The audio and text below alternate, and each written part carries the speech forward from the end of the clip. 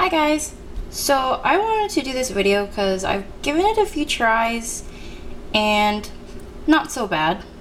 My first time, funny story, I actually decided to go after just about any kind of leaf that I could see. But as you can see here, we will actually be working with baby dandelion leaves. And it is actually preferred to use baby dandelion leaves because they don't have that strong bitter taste to it, which I had the privilege of tasting. Now I've actually pre-soaked down everything because it's actually a bit of a long process and a lot of people don't know this in the start, but choose them very fleshy, very young, and be very careful what you pick. For example, this, if you can see it, is festered with disease. And that's what you really want to avoid. Now a lot of times you will find a few dandelions that are actually festered with some bugs as well. So this is the recommended wash. Soak once with some salt. It'll get out the bitter flavor of anything that you pick might be a little bit older than you should be picking, and it'll definitely kill off any of those bugs. So I've already soaked this once in salt water. This soak right now is just some clean water, just to give it a better fresh taste and keep it fresh and clean. So for now, I'm actually going to dump this out.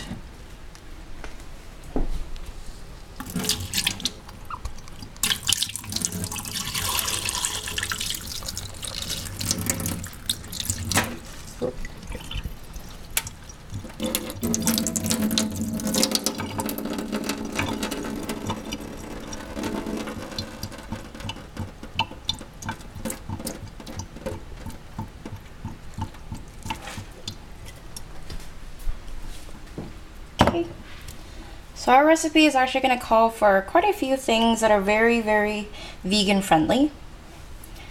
So what I have here for oil is coconut oil. You don't have to use this, but this is my personal preference. And what we've got right here is just a small to medium green tomato. I love using green tomatoes just because it's got a really nice flavor, because when I use just the regular red tomatoes, it has a bit of a very, very tangy after flavor, which of course a lot of people won't mind, but I wasn't the hugest fan of it.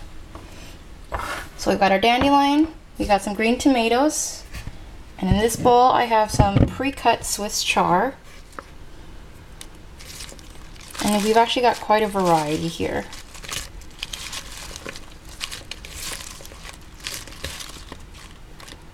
Now, a lot of people don't actually like using the stems, but I actually don't mind them, especially if they're still crunchy afterwards.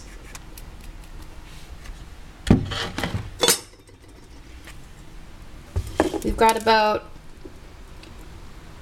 1 to 2 teaspoons of freshly cut ginger, and I say freshly cut because it's actually not minced.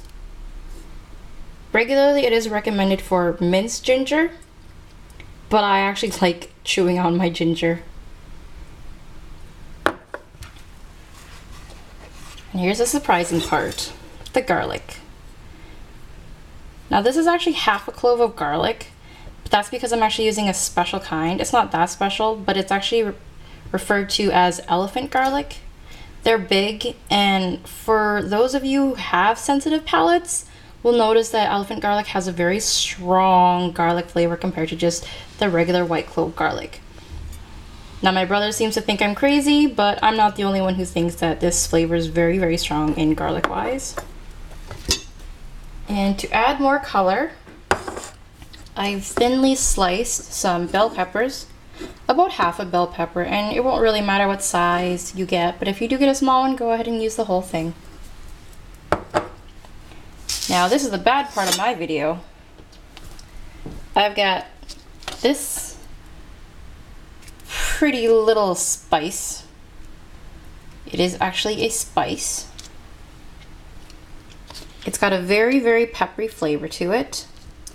Now, I do know what it is, but I don't know what it's called. So if you guys know the name, feel free to add a comment or just let me know. But it's got a nice peppery, almost a spicy flavor, but not too strong. And the reason why I'm using this instead of hard chili spices is that my stomach actually can't handle that. So this is what we'll go with. And I'm just going to slice it up for you guys.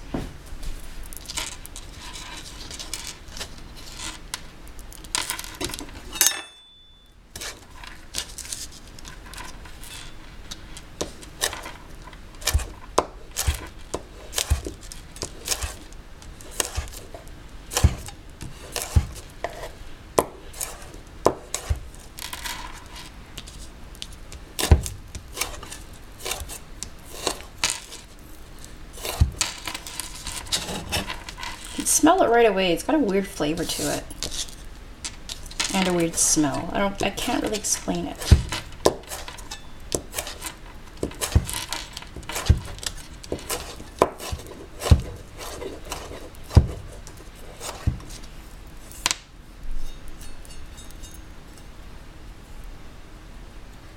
Okay, so that'll go last.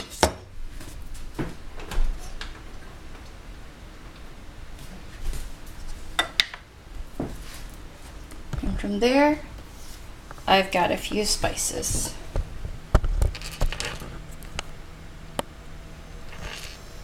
See that? So one's coriander, one's cardamom, and a medium curry powder.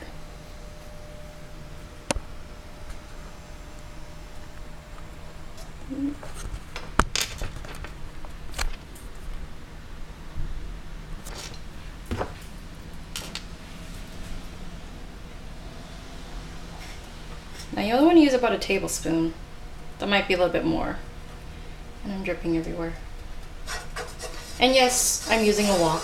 You don't have to. If you don't have one, that's okay. But if you have access to one, you're going to have to agree it makes things a lot easier.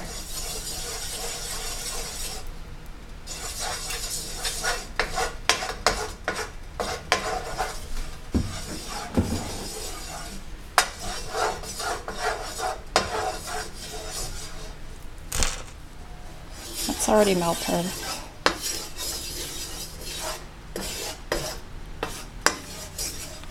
And if you are just buying this like right away and you've never used it before, here's a quick tip. Don't stick it in the fridge. It's hard as a rock. Keep it in a nice cool place. It'll keep like butter.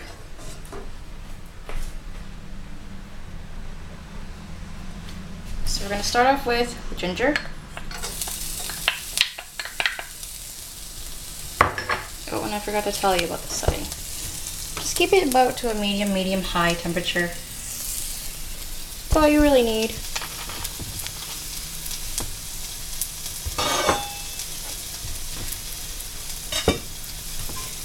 Dark garlic in.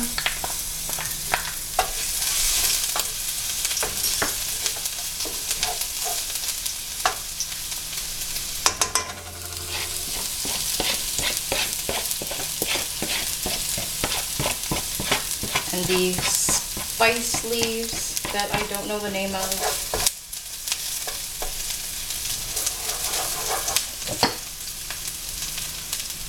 Now this is going to seem weird, but I'm actually going to add the dandelions first.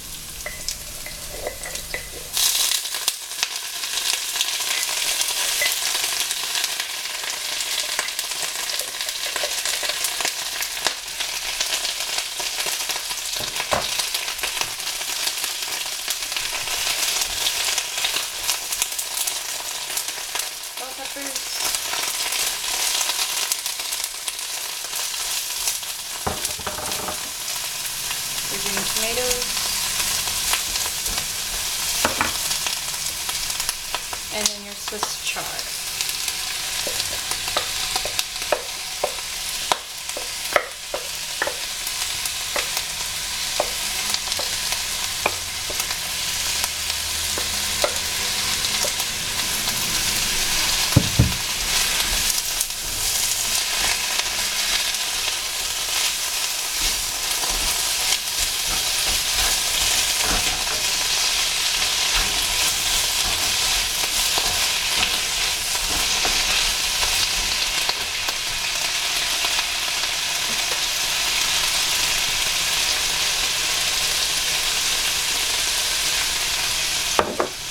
sprinkle in some curry.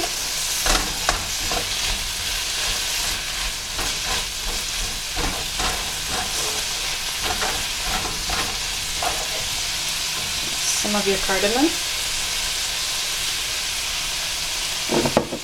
And your coriander seeds.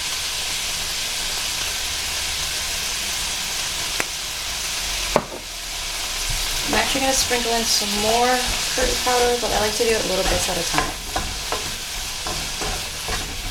Honestly, it's a pinch of the cardamom, a good pinch of the cardamom, and a good pinch of the coriander, also known as cilantro.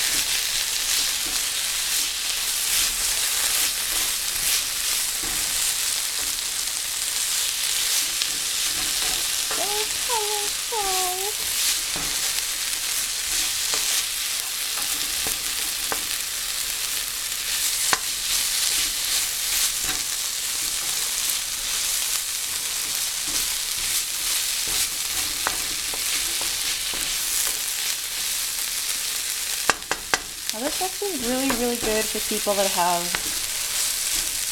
let's say, anemia. So very low in iron. That dandelion's gonna give you a little kick. If you're like me and don't really want to take pills, good for that. It's healthy and it's yummy. It's got 3 times the amount of iron that spinach does too.